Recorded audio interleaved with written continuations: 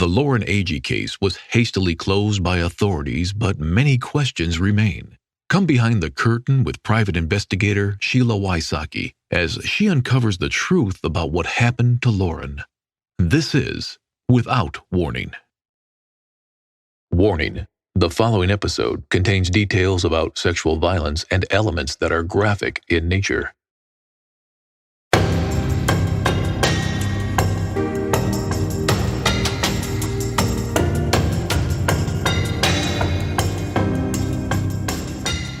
In this episode, you are going to hear never-before-heard audio from someone who was very close to Lauren at the time of her death, and someone who really knew her well. My name is Michael Smith. I am Lauren's stepfather. My relationship with Lauren was, Lauren was she was a Mustang. She was hard to put a bridle on her, and so as a parent, that was always a challenge. But, we had those awkward early teenage years, and she had gotten through really all of that, all of us unscathed, all friendly, all talking still. And I thought that was a great accomplishment. And we were just entering into a new phase where Lauren and I were becoming really good friends. I don't know.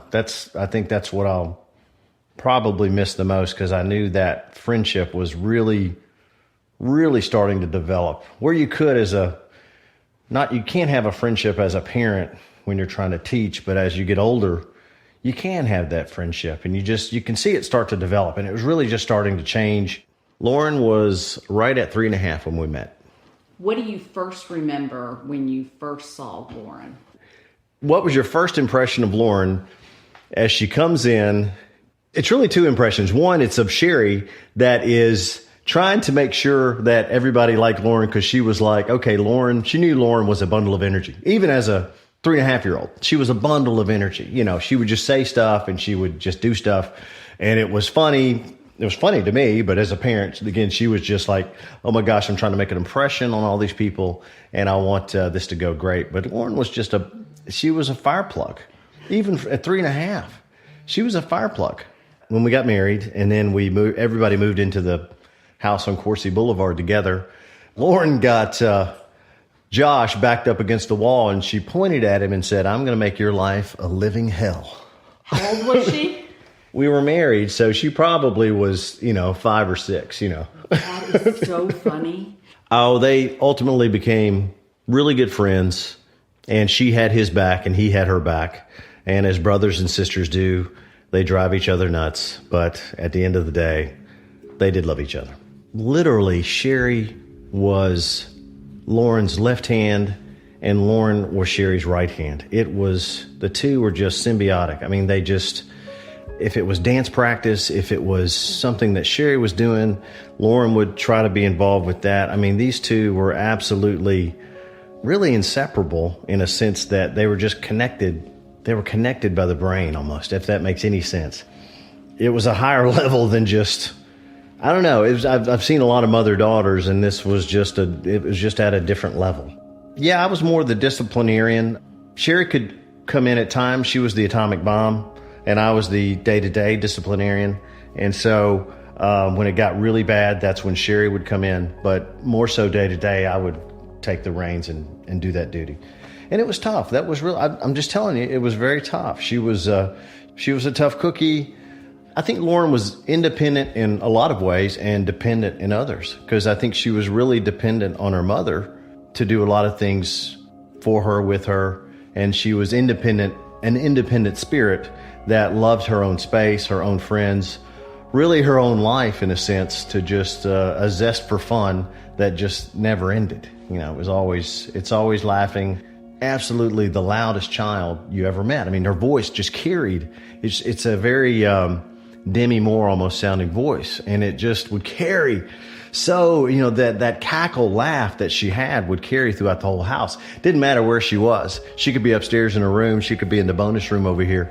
And it literally would just echo throughout the whole house. And I'd have to, it would be 2 a.m.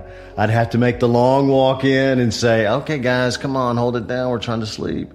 And then, okay, and then 5 minutes later, you hear the same cackle again, She had such a zest for life. She had such a laugh.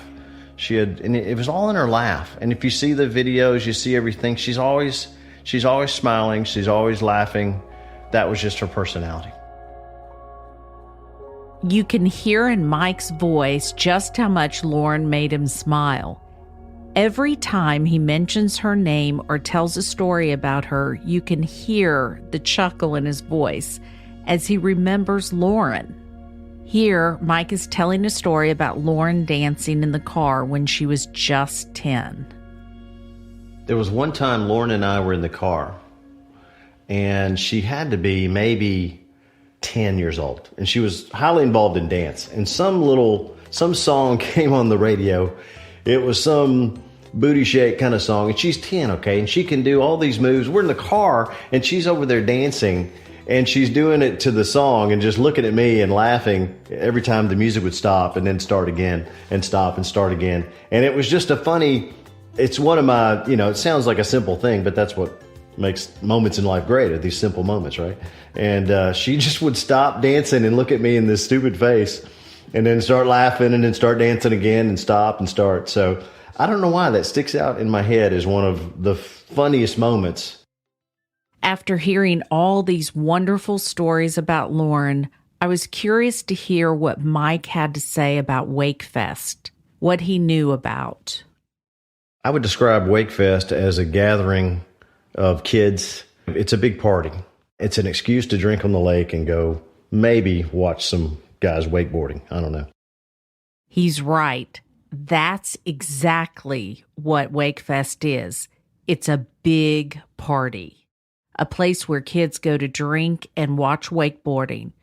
But he never thought it would be the place where Lauren would die. Listen as he recalls the day Ryan Melanson reached out to Sherry. Remember, Ryan Melanson was the off-duty police officer from White County who was on the boat with Chris Stout and Aaron Lilly. Ryan Melanson, the off-duty White County police officer, knew things were not adding up. He reached out to Sherry and Mike to talk to him about what he observed.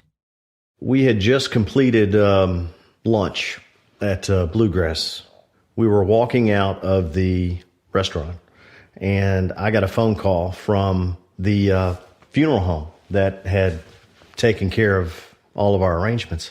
And he had said, hey, this deputy sheriff called me and really needs to get a hold of you guys. He sounded pretty urgent.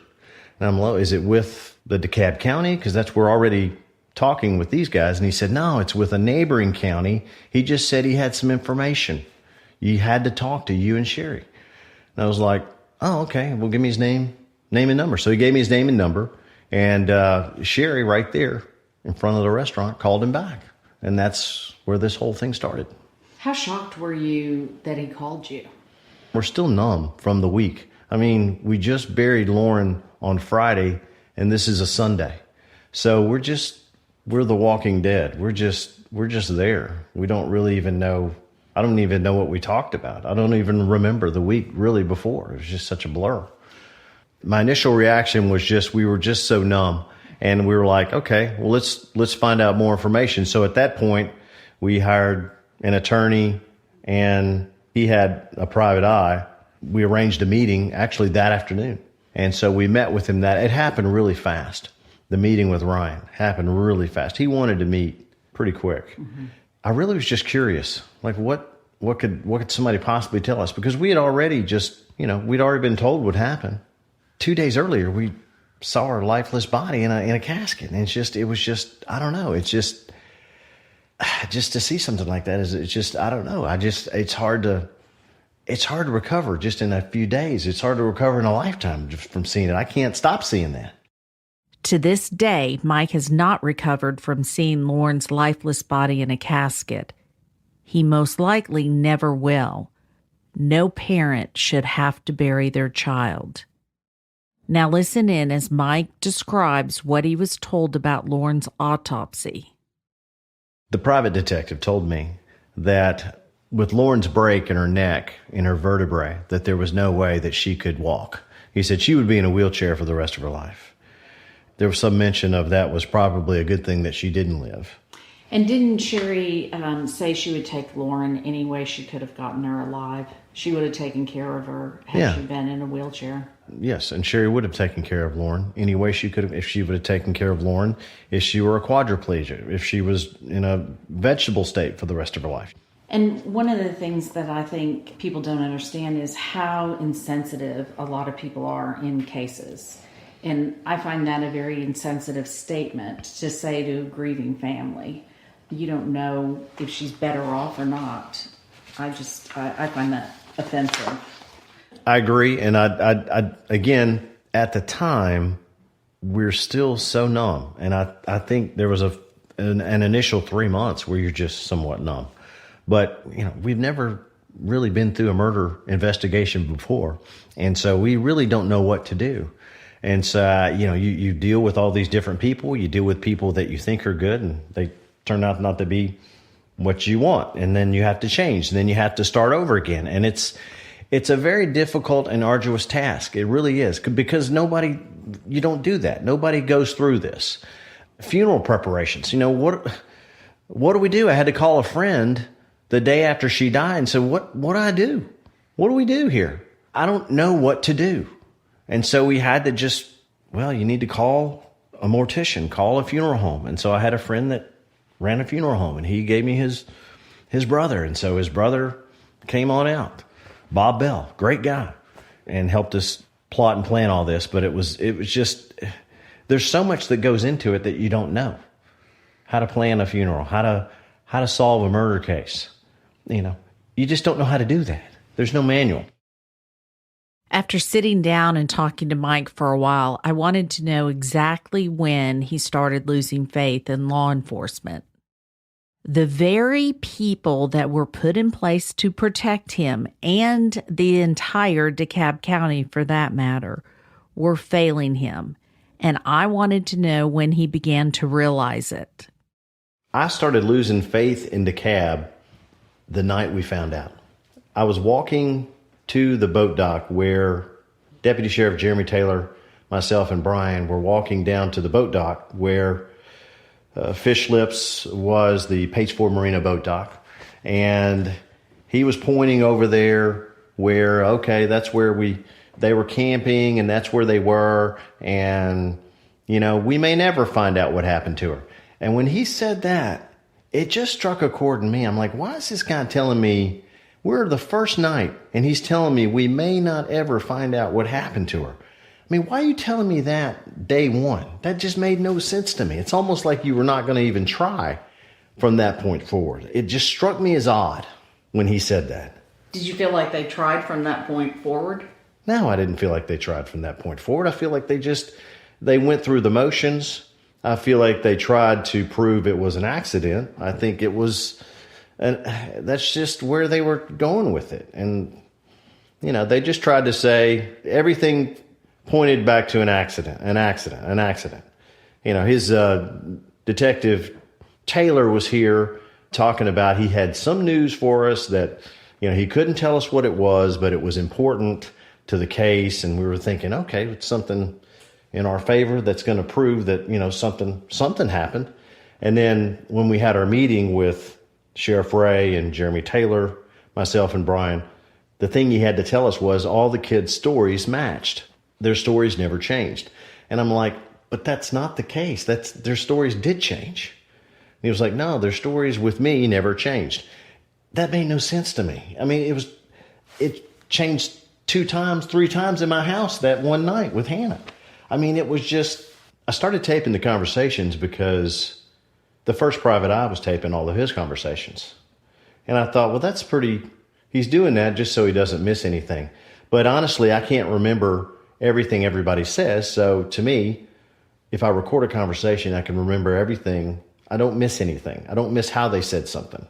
Not only what they said, but how they said it. And that's important too, So I started recording just about every conversation relating to the case from that point forward. When Detective Taylor told us that Lauren did not make it, Sherry's first reaction was, where are the people she was with? So she knew something was up from the beginning.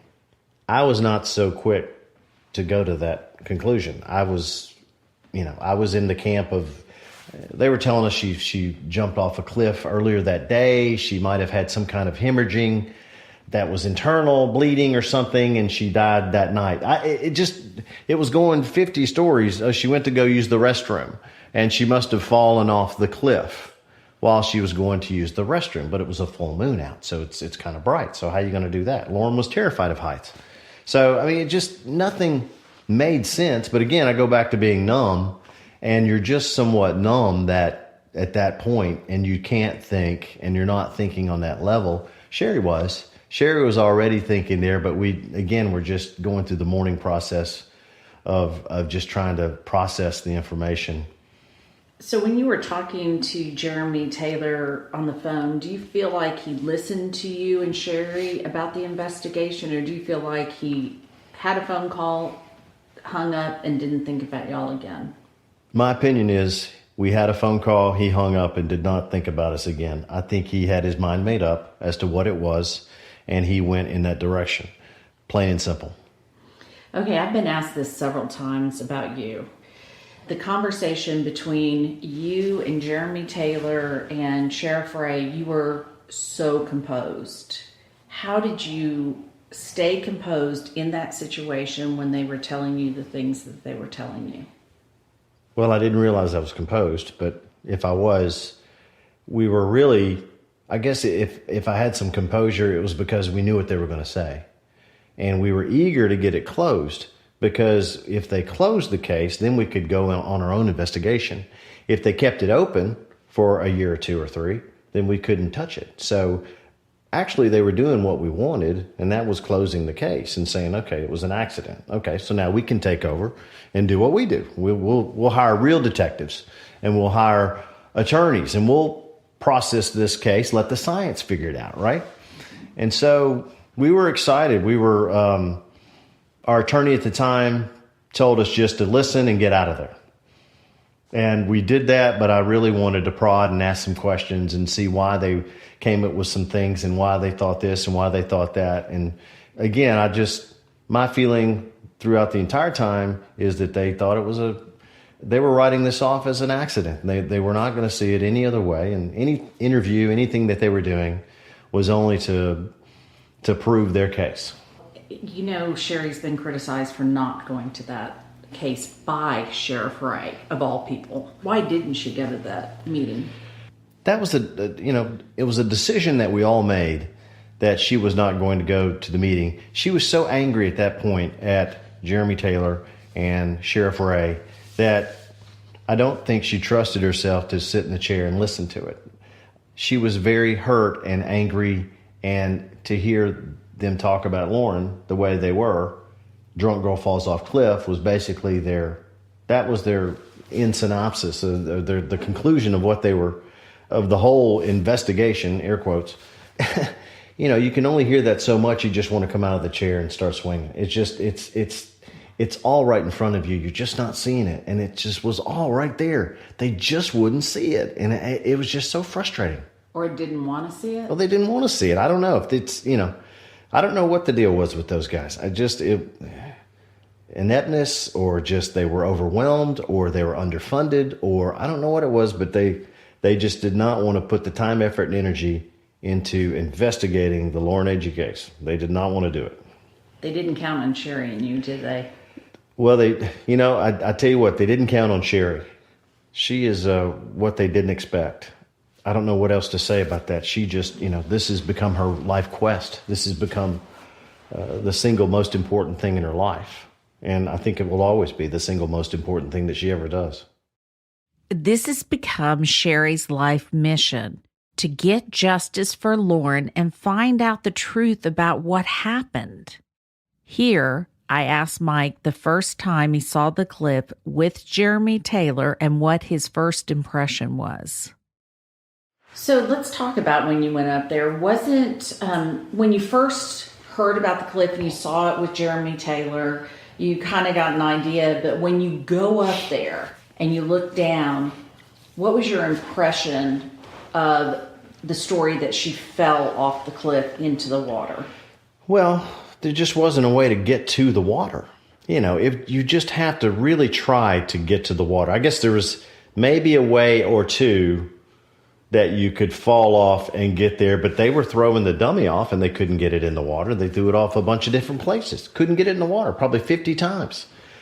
The sky above you was clear. There wasn't a whole lot of trees above you, so the moon would have been shining right down. It's like a 20-watt bulb all over the whole area, so you could see just fine. You can see where the cliff is. She's not going to walk off of a cliff. It's just not going to happen. If you go up there, you'll see it. It just changed my whole perspective of the entire scene when you go up there and see how this thing actually was laid out, what they're talking about. There's no way on the one side, it was just a very tree-riddled, angled. There's no way somebody could have gotten from the top to the bottom. It was probably 50 feet of rolling somebody would have to do through trees and rock. That wasn't going to happen. And then on the cliff side where the boat dock was, I think it had to be, it was more straight down there, but there was trees and everything that would hang you up. And then at the bottom, there was rocks. Because the lake was down, I guess. It was just seemed to be probably 12 to 15 feet of shoreline just exposed. So you couldn't hit the water. You would hit the rock. I agree with Mike. There is no way Lauren fell off that cliff. I know when I went up there, it changed my entire perspective. When you hear a cliff in your mind, you think straight down. And the media made you think that as well. When you go up there and you actually see it, that's not the case. The cliff is at an angle, so it slants. So if somebody were falling, they would hit brush and trees and rocks. When it's described on the media, they always show her in that hammock that's right over the edge, and she didn't sleep in the hammock right over the edge. That was just for a photo op. Hearing the news describe it and then going up there, it was two different things. It really was. Just the way they described it and the way it was changed my whole perspective. Because you get up there and you go, there's no way somebody could have just fallen off this cliff. No way. I agree. So you got 2 police officers, or was it 1 or 2 that came to the door? There's one came to the door here. Okay. You get in the car and you're driving, I assume. Well, honestly, we just didn't think anything of it at the time. An officer is at the door and he says, your daughter's been in an accident. You need to drive to the Cobb County Hospital and pick her up.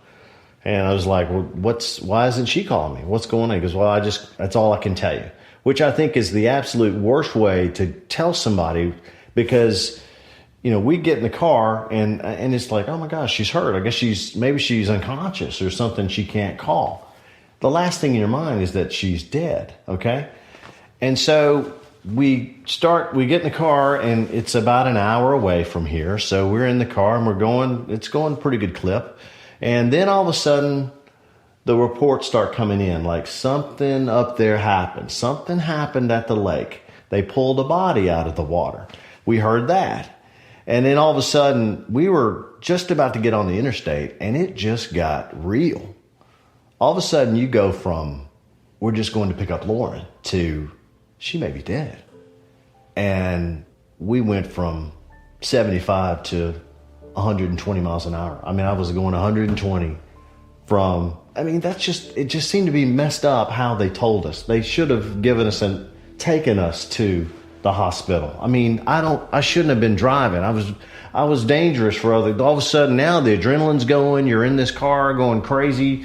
You had to get off and go down a 2-lane road. I'm passing cars going, 90 on this 2-lane road, trying to get to the hospital thinking that she's dead or possibly, I don't know what she is, but we're all panicked. Everybody in the car's panicked. We're praying, we're crying, and Sherry's on the phone trying to call people. And we get to the hospital. We walk in, we're running in, and I knew something really bad because we walk in and there was 5 nurses there at the station in the middle, and every head just went straight down when we walked in the door. And I said, she didn't make it. And we're stuck in this back room for about 15 minutes and nobody would come see us. Nobody was sticking their head in to check on us. And we're like just pacing like tigers in a cage. And, then they brought us back in this little room, and Jeremy Taylor said, your daughter didn't make it. And it was just, it just changes your whole life right there. Just those few seconds. I just knew what he was going to say, and just seeing it come out of his mouth was just, my legs just gave out. I just hit the floor. Everybody in the room just was, it's the worst moment in time you could ever think of.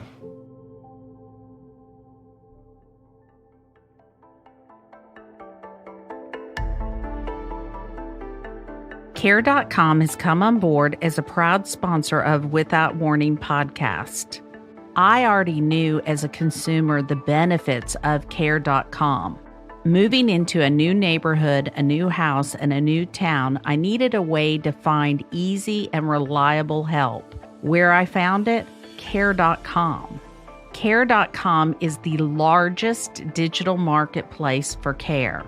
Care.com did all the hard work. All I had to do was go on there to find housekeepers, dog walkers, senior care. You can also get tutors, someone who runs errands for you, full or part-time. Think about this. You can find, book, and pay for care all in one place. To save 30% off of a Care.com premium membership, visit care.com/without warning or enter promo code without warning when you subscribe.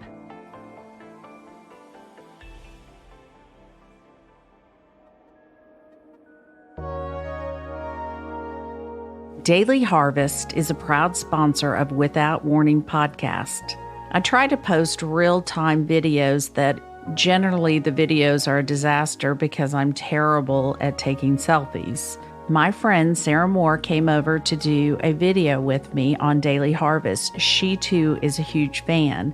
We talked about how Daily Harvest delivers thoroughly sourced, chef-created foods that are built on fruits and vegetables and can be prepared in 5 minutes. With both of our schedules being so crazy, she has a boy and girl, runs her own business, is a single mom, and Daily Harvest is an answer for her. I run a business, travel all the time, have company over all the time that expect to be fed. Daily Harvest is an answer for me too, and I know that when I am giving a guest Daily Harvest, they are getting quality foods. Sarah's a nutritionist. She came over and told me all the benefits of each ingredient.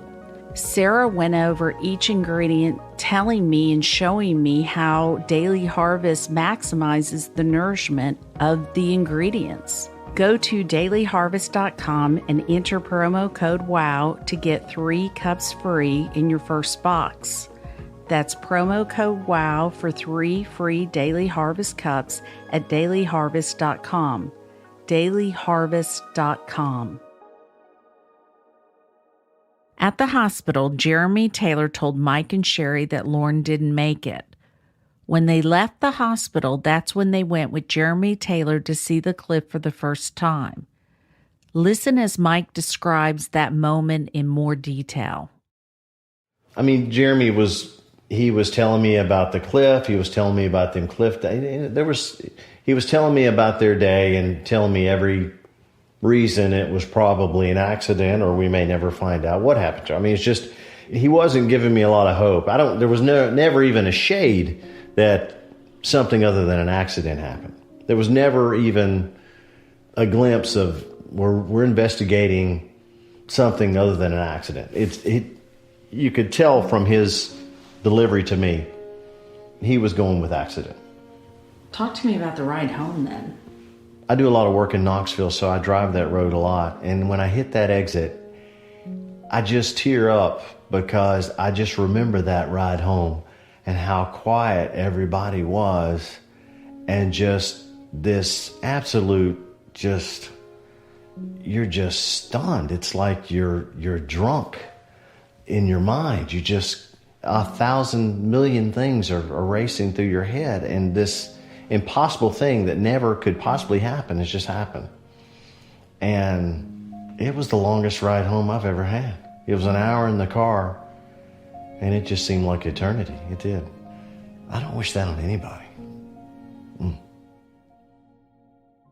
To this day, Mike says he thinks of that moment every time he drives past that exit. He said he also knew that Jeremy Taylor was going to rule this an accident from the moment he spoke to him. He said, I just knew by the way he was talking to me that they weren't going to consider investigating this case. But because they were law enforcement, he decided to give them the benefit of the doubt. Well, he seemed, other than his comment that we may never find out what happened to her, which threw me off a bit, but okay, they're police officers, so I'll give them the benefit of the doubt. They seemed concerned. They seemed, we're going to get to the bottom of this. We'll see what happened, blah, blah, blah. Jeremy, communication with him was a little bit of a problem. We had arranged some weekly meetings. We said, let's have a weekly phone call at Thursday to catch up. Well, that happened once, and then it never happened again. Information coming through was just tough to get information from these guys. They both showed up here at our house, which our attorney said was weird because it was unannounced. It was just they showed up. And it was just, I don't know, it was an odd meeting, but they stayed here a while and just were going through everything. And I don't know, it was just an odd meeting. I guess they were either feeling us out or I don't know what they were doing, but it was, really no new information. They were just, no. Do you think they were checking you out to see what kind of people you were, if you had the financial wherewithal to do something? I guess it's easy for me to say yes to that question, but I do think so. I think that's, why not? They're just, how far are these guys going to, how loud are they going to yell if we say this is an accident? Because they know we're thinking it's not an accident. We're giving them information. We're giving them clues. We're giving them people to call. We're giving them a lot. We're doing the investigation somewhat, just on the sidelines over here.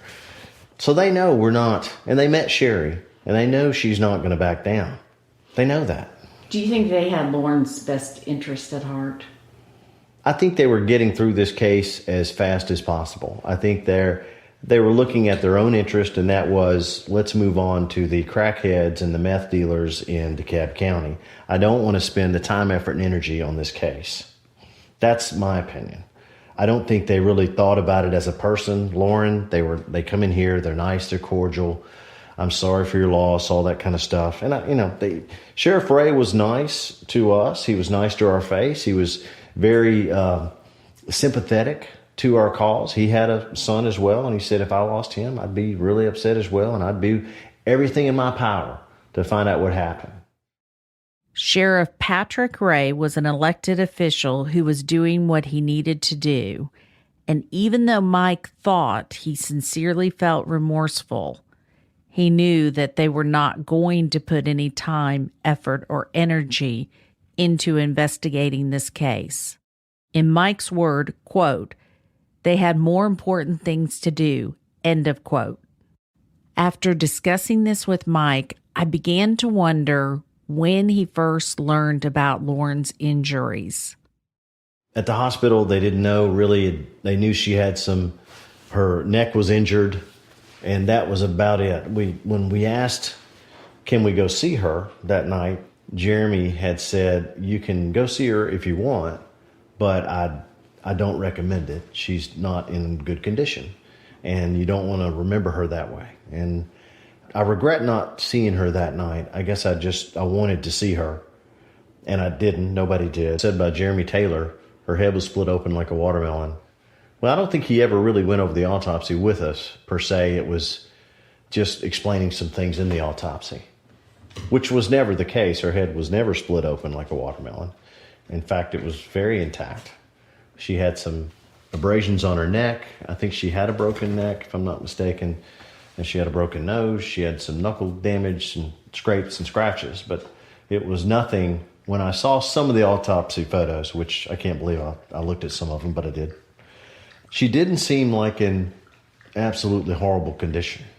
Like someone who fell off a cliff, the cliff that you now know what it looks like? Because it was described to us like she had fallen off this really, the impression I got was she had fallen off the high side of the cliff onto the rocks. Her head was splattered and she rolled into the water. That's the visual that basically I got from them. Right. Okay. And that's really, at least her body, at least her head wasn't splattered. That's not the case. Why do you think that the DA would be upset with 2 police officers coming forward? That's a good question.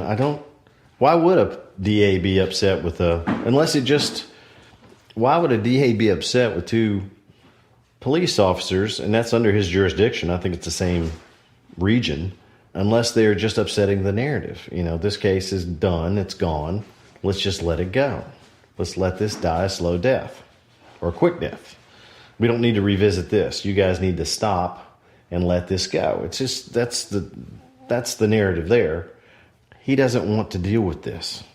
2 weeks after she passed away, I went up to the site myself. I wanted to see let me see the grounds. Let me see where she passed away. Where'd she camp? Let me see this whole thing. I got to see this because we're in the investigation mode. Okay, we're like, we got to get to the bottom of this, right?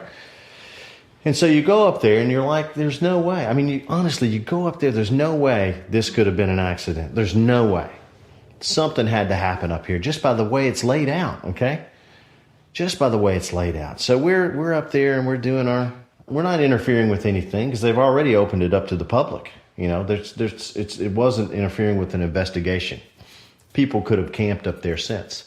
But we get up there, we're looking around, Dee and Harry, which Harry is the owner he manages the boat dock, and Dee runs the store. They were there at the time. Harry was the one driving the pontoon that held the 2 young men at the time he was on the boat with either Ryan or Chris. I think it was Ryan.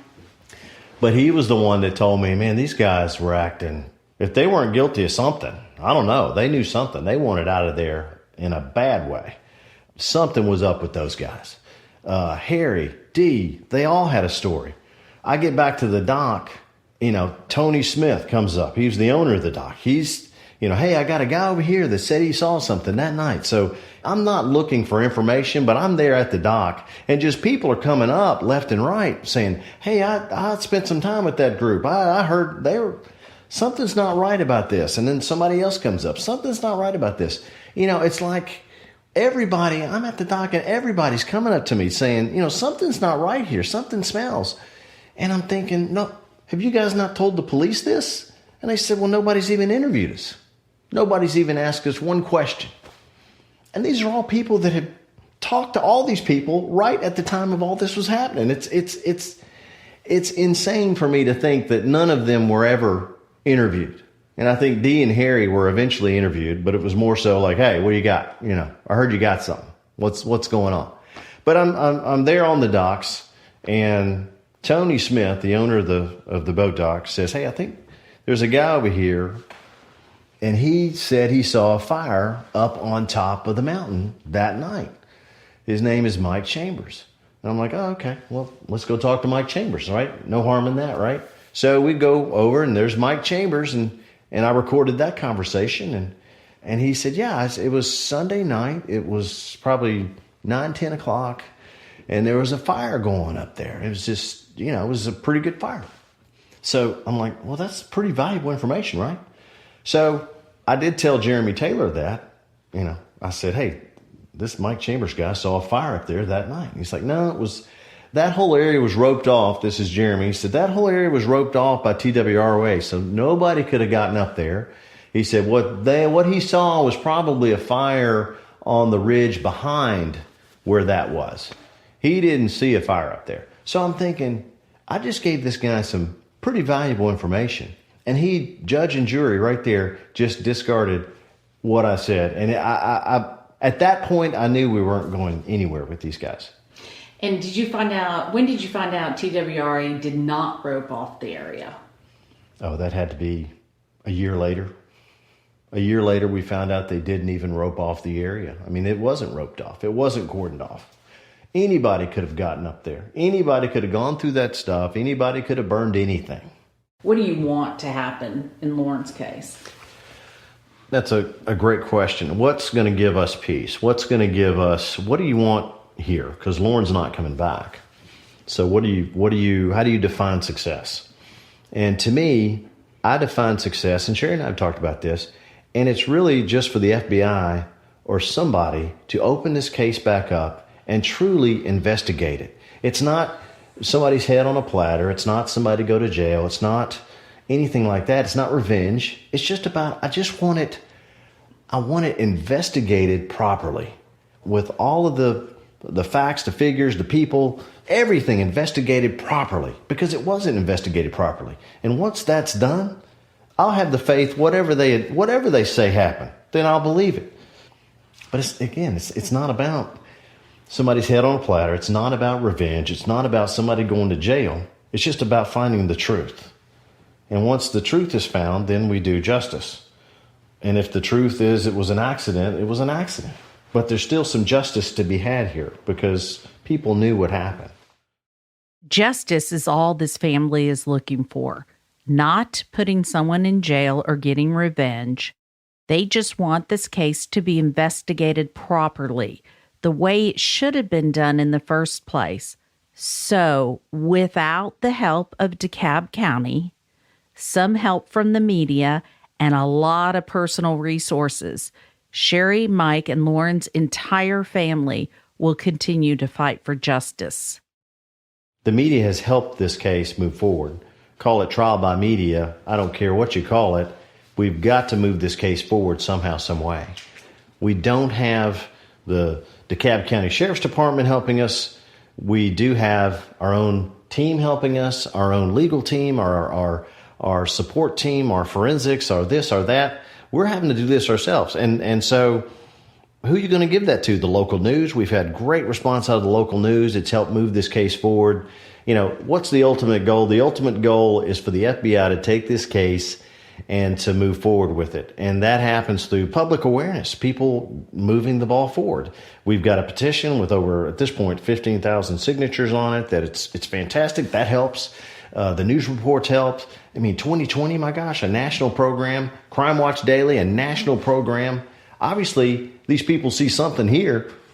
We got tips off of it. And we're getting tips off of all that stuff. So why isn't the FBI jumping in, and hopefully they will soon, and opening up this case? So that wouldn't happen if we didn't have Crime Watch Daily. That wouldn't have happened if we don't have these podcasts. That wouldn't happen if we don't have 2020 and the notoriety to it. So I don't care how it gets done. It's just getting done. Early on in this case, when we first met with you, you said, let's let the science prove this. And that has rung in my head ever since we started this investigation. And it's really gave me a sense of peace because I knew that the science would prove this. And I knew if you go up there, you can see there's no way she could get to the water. There's no way she would have floated back into this cove when the currents were sucking the water towards the dam. There's no way. I mean, from the shoes to the phone to there's 100 different reasons why this is not just an accident. And the science is going to prove everything. And you're right. I mean, those words have been comfort for me from the beginning. And it's just a matter of time before the science absolutely 100% proves that this was no accident.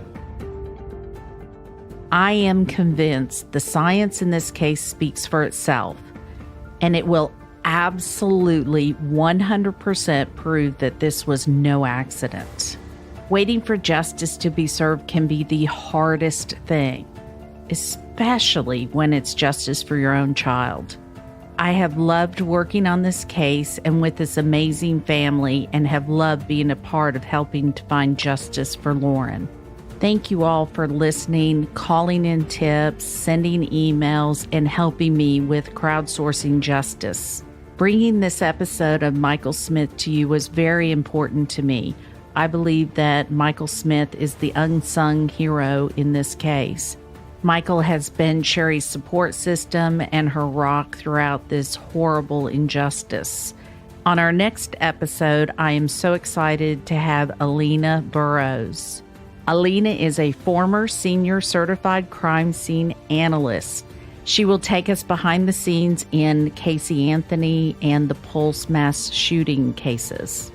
Also, stay tuned for Without Warning, the Christian Andreacchio case. We'll go behind the scenes to discuss what's going on in that case.